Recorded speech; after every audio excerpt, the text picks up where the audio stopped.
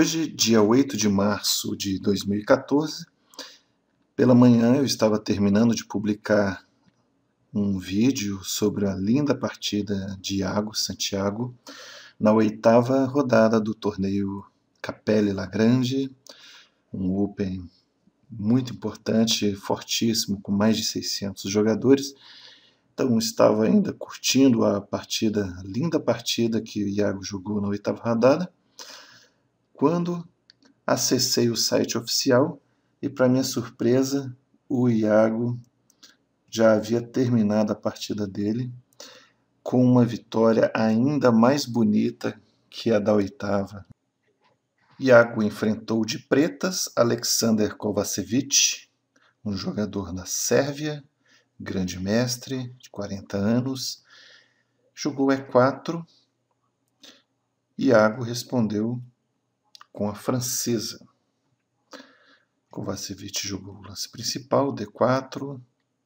Iago seguiu com D5, tudo normal. Aqui temos uma posição em que se abrem 3 alternativas principais para as brancas. Cavalo C3 é a linha, talvez a linha mais agressiva, a linha clássica, permite a Winauer, gera posições bastante complicadas, outras mais posicionais. É uma linha cheia de variantes, de opções. Temos a variante do avanço, também bastante jogada. Vamos fazer aqui uma busca nessa posição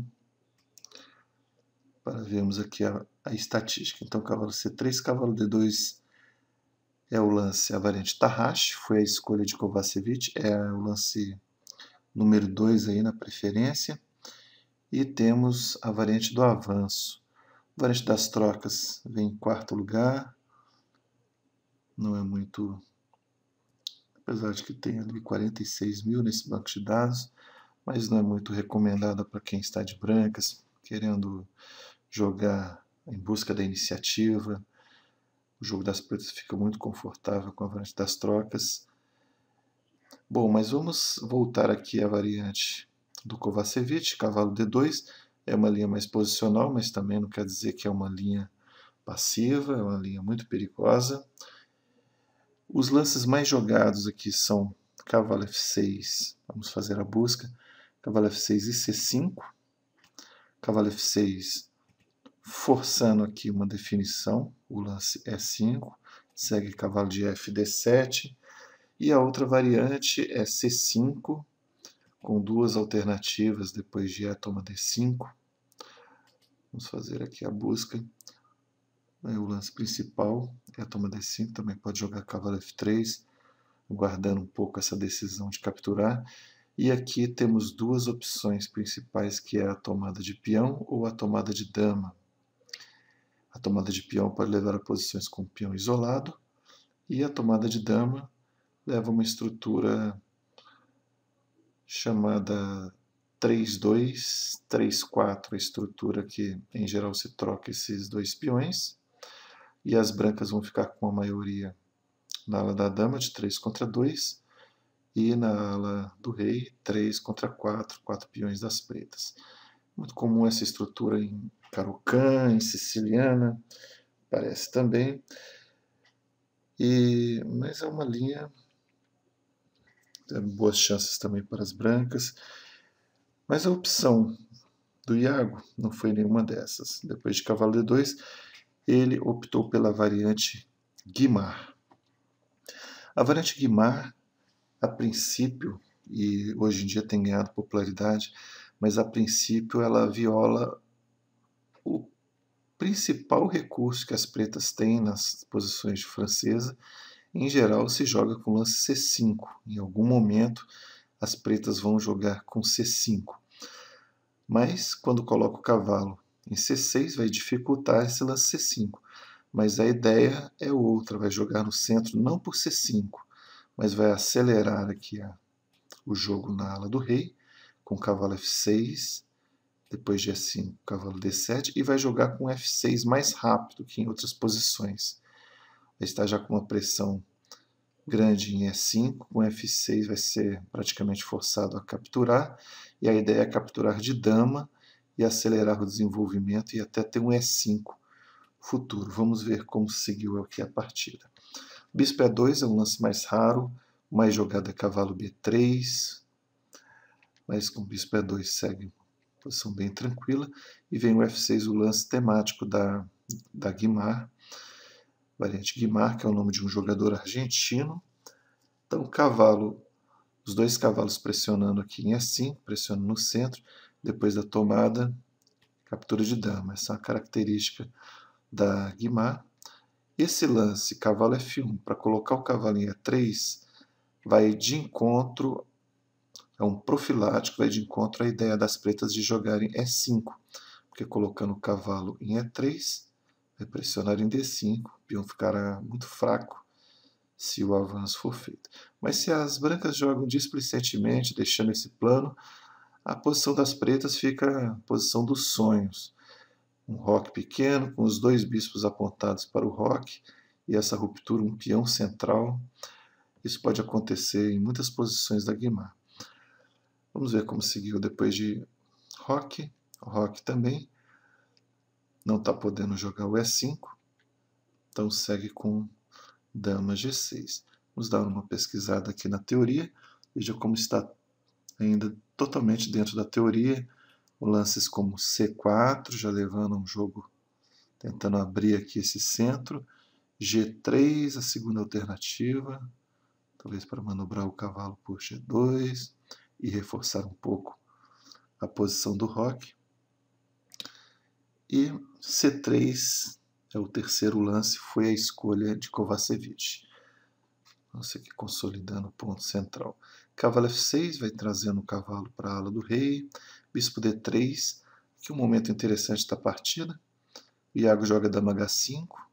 Depois de bispo E2, o Iago volta para G6. E o jogador das brancas não repete. Isso é muito comum em partidas de alto nível, essas repetições, para sondar a intenção do adversário.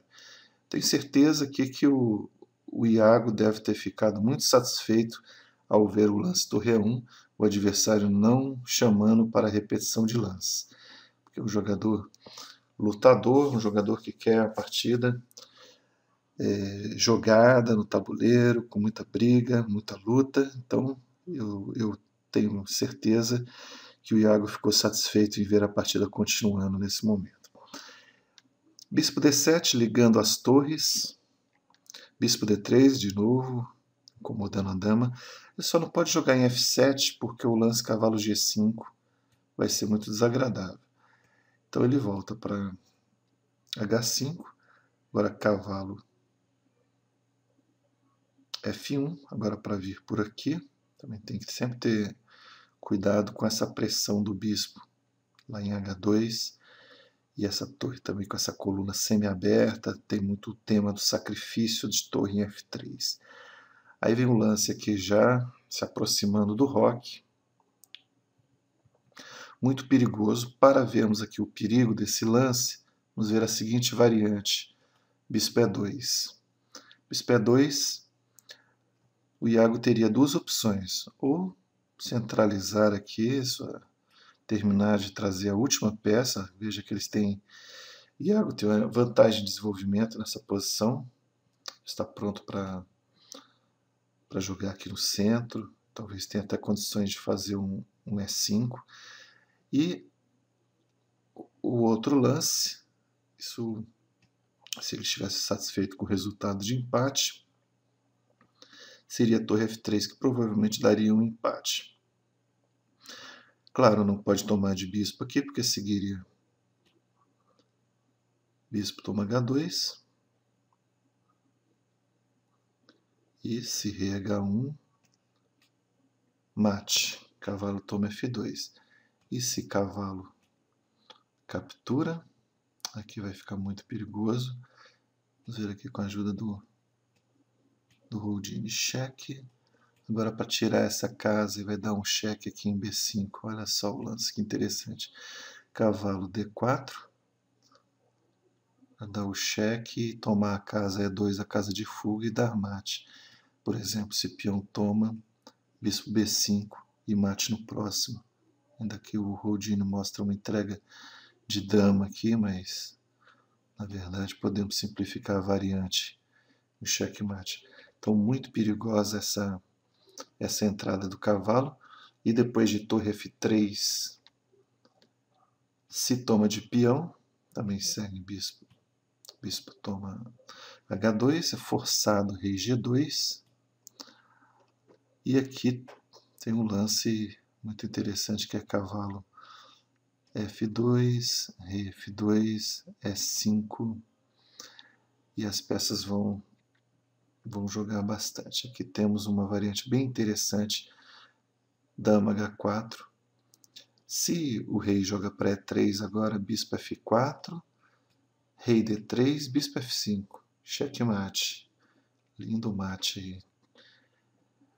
E se joga para G2, depois de dama H4, se joga para G2, bispo H3, rei toma H2, bispo toma F1, cheque, volta o bispo, ameaçando o mate, bispo F1, dama cheque, bispo toma F1, e aqui é uma variante de empate, vai ter o perpétuo aqui com dama H3, dama G3, com ou sem o lance aqui dama D5, que não muda em nada, o rei apenas afasta, e depois da captura segue o cheque perpétuo aqui, o empate, repetição de 3 lances da posição, empate. Mas provável que ele teria a escolha, ou jogar para o empate, ou jogar continuando a pressão. Provavelmente ele jogaria continuando a pressão. Então vamos ver aqui o que seguiu realmente na partida. E aí que a partida vai começar a ficar um espetáculo aqui para a plateia, para a torcida. H3. O cavalo se aproximou, o H3, parece que está tudo sob controle. Mas vem o belíssimo sacrifício. Cavalo captura F2. O rei tem que capturar, senão vai perder o material, pura e simplesmente. E agora, existem duas hipóteses aqui. Eu estava vendo a partida e pensei, ou o Iago calculou nos mínimos detalhes das variantes, ou ele jogou de uma forma mais intuitiva, pelo feeling de que a posição era boa. Nos dois casos, mostra uma capacidade impressionante. Tanto o cálculo concreto da posição como jogar por feeling são dois pontos altos assim, de um jogador. Mostrando uma posição dessa, ele segue com E5, aparentemente um lance calmo, fez a ruptura central, está mantendo a pressão. Kovacevic jogou o bispo E2, reforçando o ponto F3.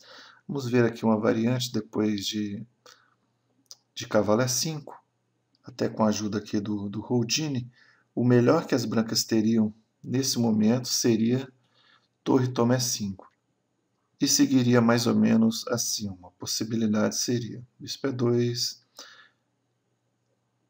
bispo D6 com a dama defendendo o ponto, bispo E3, C6 reforçando D5, rei G1 tirando o rei aqui da cravada, torre de A E8. Esse seria uma opção de jogo. Aqui nós podemos ver que o material está bem equilibrado, torre e peão para as pretas e 2 cavalos para as brancas. É um material equilibrado e aqui o desenvolvimento está muito bom aqui para o Iago, tudo com uma boa coordenação. Então vamos ver o que realmente aconteceu.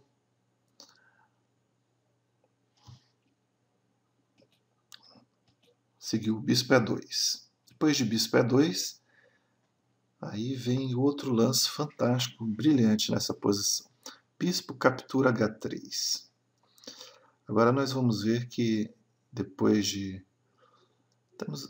GH3, dama H3, temos uma posição, o Iago sacrificou 2 peças por 3 peões e o fator do rei exposto. Vamos ver algumas variantes aqui. Depois de bispo toma H3, se dama toma D5, não muda em nada, rei H8. E agora ainda tem um agravante, que as pretas têm uma ameaça de cavalo G4 ganhando a dama. A outra possibilidade seria cavalo G3. Aqui tem uma variante muito interessante, que é bispo C5.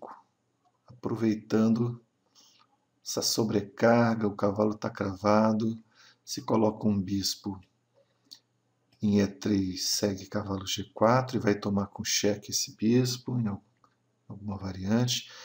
E se joga depois de bispo C5, rei F1, a dama está atacada, mas esse lance aqui ganha.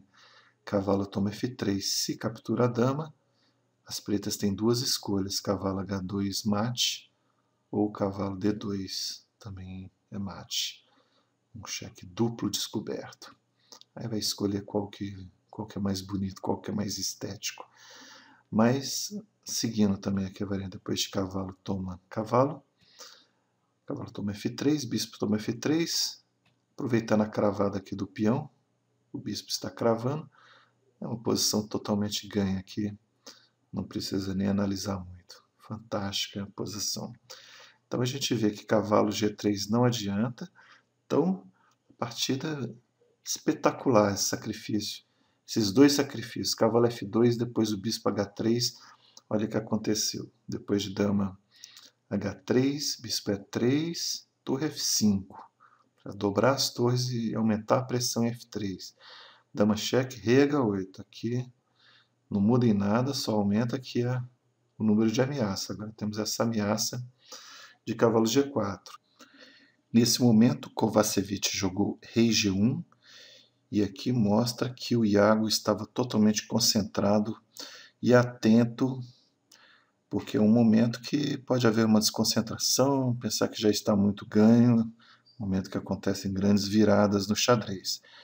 Aqui pensar que cavalo toma F3, vai ganhar a dama, pode ser o começo de uma resistência muito grande das brancas, porque captura de bispo, e quando toma a dama, bispo toma D5, e agora são 3 peças, na verdade são 2 peças, torre, cavalo e bispo, por dama e 2 peões.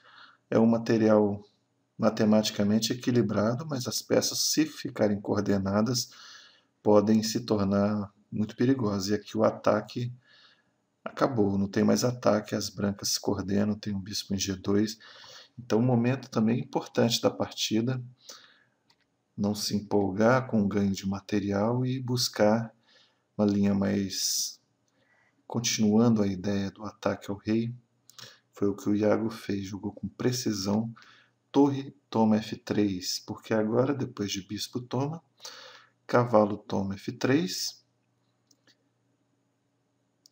rei F2 única, e ele calculou a possibilidade e avaliou bem a posição que dava para jogar essa linha tranquilamente, permitindo lances tranquilos entre aspas, né, porque o lance torre F8 parece que tem que sair dando cheque, fazendo qualquer coisa assim muito agressivo, mas torre F8, um lance que mantém as ameaças, apesar de estar com uma torre a menos.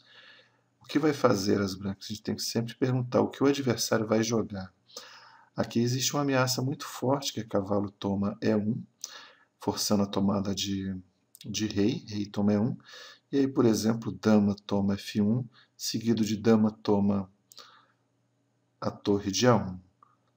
Isso aqui, então, vamos colocar aqui um lance só para ilustrar a variante. Cavalo cheque, e aqui está totalmente ganho, com uma torre a mais. Mas depois de dama B7, além da variante cavalo E1, que ganha material pesado, temos ainda mais precisa a continuação de mate, com o cavalo D4, cheque descoberto, tirando a casa de fuga do rei, e depois de rei G1, uma combinação típica aqui, eliminando a defesa de H2 e obstruindo a casa F1. Torre toma F1, torre toma F1, dama H2, checkmate. Depois de rei A2, dama G2, colocando aqui em oposição essa dama que está sem defesa. É sempre um tema tático você olhar peças indefesas, já é um conceito da tática muito importante. Peças sem defesa levam a temas táticos. Aqui depois de rei D1, cavalo captura E1, e aí está aparecendo a peça em defesa. As damas estão em contato, e quando toma, o cavalo que tinha capturado a torre sai ileso aqui do campo das brancas. E depois desse verdadeiro furacão que passou ali pela ala do rei, das brancas, Kovacevic ainda joga rei A2, Iago simplifica, capturando o bispo, e joga um lance tranquilo que dá caminho para o rei, porque já estamos aqui num final.